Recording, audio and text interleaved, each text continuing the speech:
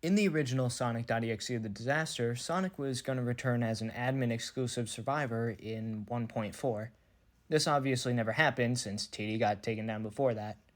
Sonic.EXE The Disaster Reborn is a recreation of the original TD with plans for new content as time goes on.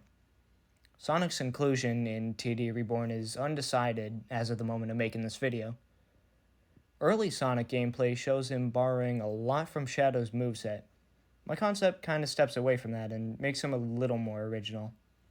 With all my yapping out of the way, now I could get into how I think Sonic's moveset could look like in TD Reborn, if he does come to the game, that is. To start Sonic off, I want to talk about his Chaos Meter.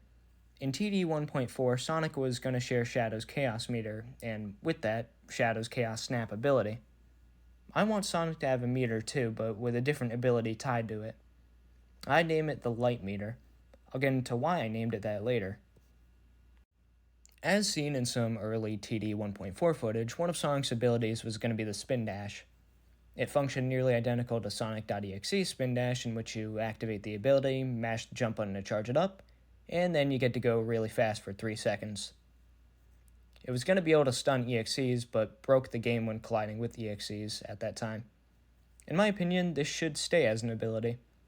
I think that if Sonic collides with an EXE while spin dashing, they should bounce off each other like when Knuckles successfully blocks an attack. I also think that if Sonic gets hit while charging a spin dash, the ability should be cancelled.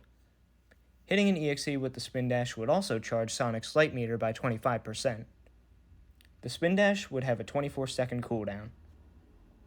The last thing I want to bring up about the spin dash is that I believe that there should be a clash mechanic for when Sonic and Sonic.EXE spin dash into each other, or when Colossus charges into Sonic's spin dash.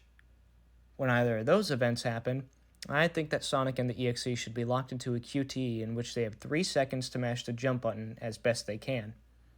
Once those 3 seconds are up, the person who pressed the jump button less will lose the clash and receive a punishment. If Sonic loses, he'll take 35 damage. If the EXE loses, they'd be stunned for 3 seconds and knocked back some distance. Other survivors wouldn't be able to intervene with the clash either, at least in my opinion. That seems like it would be unfair.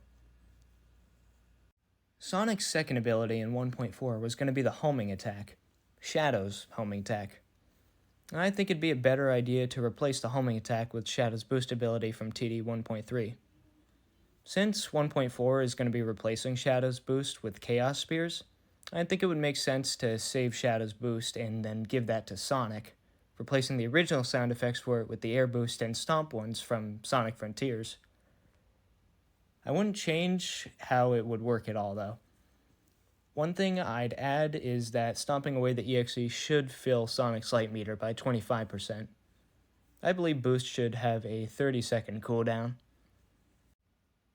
Sonic's third ability becomes usable only once Sonic's light meter is full, and it has a 30-second window to be used, just like Shadow's Chaos Snap. This ability is based on Sonic's Lightspeed dash attack seen in the adventure games. On use, Sonic would perform a homing attack instantaneously.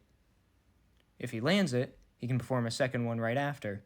If he lands that second one, he can perform one last homing attack. Upon landing it, the EXE would be sent back a much further distance than usual, and be stunned for a second. I would name this ability Light Dash. That wraps up the Bluebird's concept. I hope you liked some of my ideas for Sonic. I know he's not confirmed for the game, I just wanted to put in my 2 cents about him. I also think it's a good idea to put him in the game to avoid Sega striking down TD Reborn.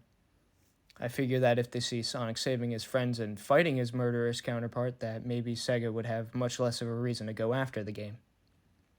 Anyways, I appreciate you listening to me and watching. The Sonic background gameplay was courtesy of Dumb, a YouTuber you should definitely subscribe to. If you want to see his full gameplay, I have it linked in the description, as well as his channel. I recommend you check out both. Thank you all again for watching, and have a good day or night. Take care, folks.